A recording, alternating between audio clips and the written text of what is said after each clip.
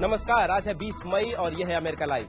इस हफ्ते America live में हम भारत के चुनावी नतीजों के बाद भारत और अमेरिका के संबंधों पर नजर डाल रहे हैं। आज जानेंगे दोनों देशों के बीच क्या है परमाणु समझौते का भविष्य।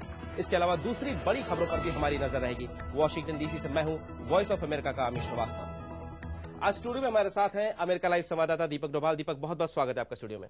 धन्यवाद अमीश। दीपक, एक बात बताएं कि भारत में मनमोहन सिंह सरकार को वापस लाकर जनता ने एक तरह से परमाणु समझौते को भी हरी झंडी दे दी है, तो यहां पर न्यूक्लियर इंडस्ट्री से जुड़े लोगों का क्या रिएक्शन है इस पे?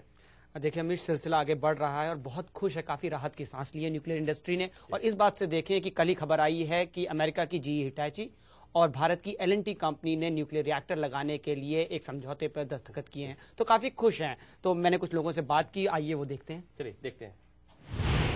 अमेरिका में परमाणु कारोबार से जुड़े लोगों का कहना है कि मनमोहन सिंह को जिताकर भारत के लोगों ने उनके द्वारा उठाए गए कदमों को सही ठहरा दिया है।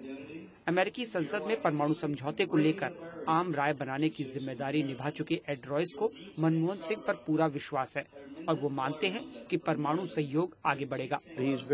मनमोहन सिंह बहुत ही सक्षम है और काबिल हैं समर्थन हासिल करने में, और मैं समझता हूं कि भारत में लोग समझते हैं कि ये उनके हित में है, उनकी ऊर्जा की कीमत कम करने के लिए। अमेरिकी कंपनियों को उम्मीद है कि भारत के परमाणु ऊर्जा बाजार का बड़ा हिस्सा उन्हें मिलेगा, लेकिन उनकी चिंता है लायबिलिटी क्लॉज को लेकर, यानी परमाणु संयंत्रों में किसी दुर्घटना की स्थिति में लोगों को मुआवजा कौन देगा। इश्यू थी लायबिलिटी की, जो फ्रेंच और रशियन कंपनीज की नहीं है, क्योंकि वो कंपनीज गवर्नमेंट ओन्ड है, यहाँ प्राइवेट कंपनीज है, तो वो लायबिलिटी नहीं ले सकती। मगर अब जैसे इलेक्शंस की वेट हो रही थी, अब लगता है कि इलेक्शंस के बाद वो पार्लियामेंट में पास हो जाएंगी, तो उसके बाद उनको बिजनेस मिलेगा। अब केवल कुछ औपचारिकताएं बची हैं, जिनके पूरा होते ही परमाणु समझौता लागू हो जाएगा।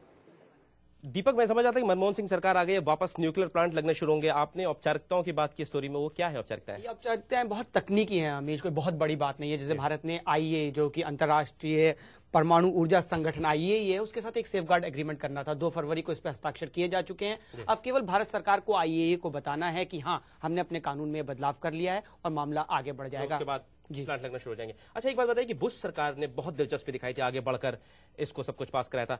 अब यहां भी सरकार बदल गई है। वहां तो मनमोहन सिंह सरकार वही है जो चाह रही थी, तो अभी जो सरकार यहां बदल गई, तो क्या डेमोक्रेट्स के पास बराक ओबामा की सरकार में भी उतना ही जोश है? क्योंकि अभी लग रहा है कि पाकिस्तान अफगानिस्तान पर फोकस ज्यादा है। क्या कहना है आपका? ये जरूर लग रहा है मीडिया में जो खबरें आ रही हैं, लेकिन अगर आप देखें उन लोगों को जो कि बराक ओबामा प्रशासन के अंदर साउथ एशिया से डील करते हैं, वो लोग पिछले दिनों अलग अलग जगहों पर आए, सेनेट के अंदर आए रॉबर्ट ब्लेक, और उन्होंने कहा कि हम लोग केवल इंतजार कर रहे हैं कि नई सरकार बने और हम एकदम नई सरकार के साथ बातचीत करना चाहते हैं, तो जोश में कोई कमी नहीं है। लेकिन जब पिछली बार भी जब बात हो रही थी तो लायबिलिटी इश्यूज पर बात अटकी थी कि क्या होगा, अमेरिकी कंपनियां कैसे भारत में काम करेंगी, क्या है वो, उनके क्या पेंच है, कैसे आप उनको क्लियर करेंगे? ये एक बहुत बड़ा मुद्दा है अमेरिकी कंपनी के लिए। इसको ऐसे समझिए कि जैसे रशिया और फ्रांस, वहां की जो कंपनियां हैं वो सरकारी परमाणु कंपनियां हैं। जब वो भारत के अंदर आती हैं, प्लांट लगाती हैं, और अगर कोई एक्सीडेंट होता है तो लोगों को जो मुआवजा दिया जाएगा वो उनकी सरकारें देती है। अमेरिका की निजी कंपनियां हैं, अपने आप से उनको सब कुछ देना पड़ता है, और वो चाहते हैं कि भारत कुछ बदलाव करे अपने कानूनों में, जिससे कि वो वहां पर आसानी से प्लांट लगा पाए। भारत से